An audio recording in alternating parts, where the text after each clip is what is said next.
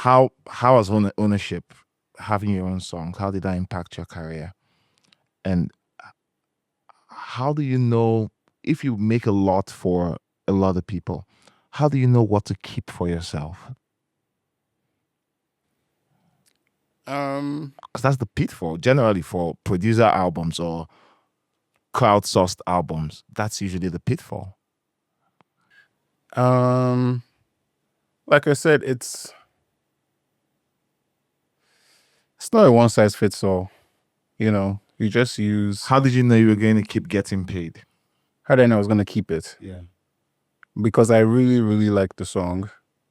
And I think that I wanted to share that with the world, you know, no matter what. I just knew like I wanted to make that happen. Did you craft it as your record? Yeah, from the jump. Okay. Yeah, from the jump. Everything with the album I crafted as my record. Yeah. You just know, man. You just know what you want to keep.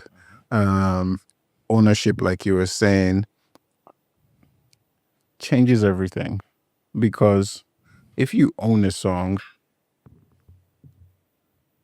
until you sell the song or sell the catalog, you're making money from that too. It's great residual income, right?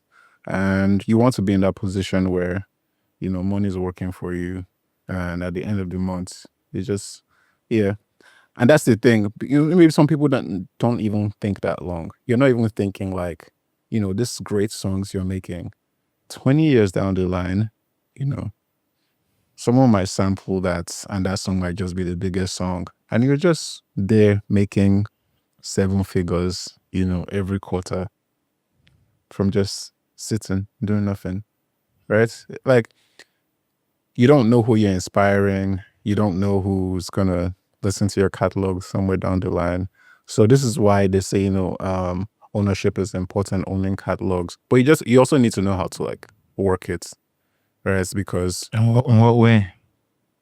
In ways that, you know, because some people talk about ownership and they're like, oh, they swear by it. But if you own music and the music is just in your living room, it's not making nothing, you know, it's zero. So knowing how to work it, knowing with people to work with, knowing the licensing companies to work with, that they can, you know, make your catalog work for you, profitable.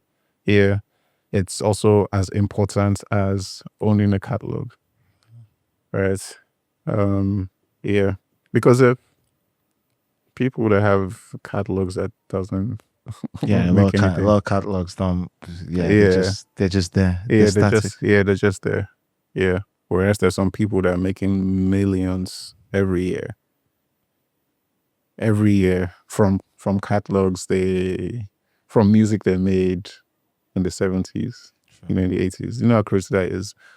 You know, 70s till now is 50 years. 50 years later, you're still making millions every year. So that's the beautiful thing about music and ownership. And I think why it's important, especially in this side of the world, until we figure out our multitude of problems